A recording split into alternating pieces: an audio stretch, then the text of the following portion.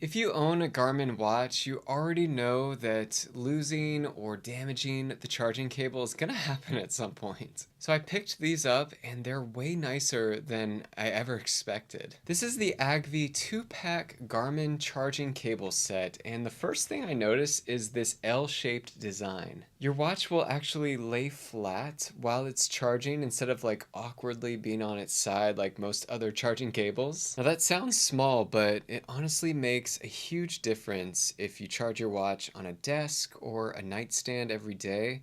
The cable itself also feels really premium. It has this braided nylon exterior, aluminum alloy ends, and overall it just feels more durable than the thin stock cables that can start fraying over time. And since this comes in a 2-pack, I like being able to keep one at home and just, throw the other in a backpack or a travel bag. So another thing I appreciate is the compatibility. So if you do have a Garmin Fenix, Forerunner, Instinct, Venu, Vivoactive, or a bunch of other Garmin models with that 4-pin connector, this should work with it, so you don't have anything to worry about. Charging has been stable for me, and the magnetic connection feels so secure without constantly disconnecting if the cable moves slightly.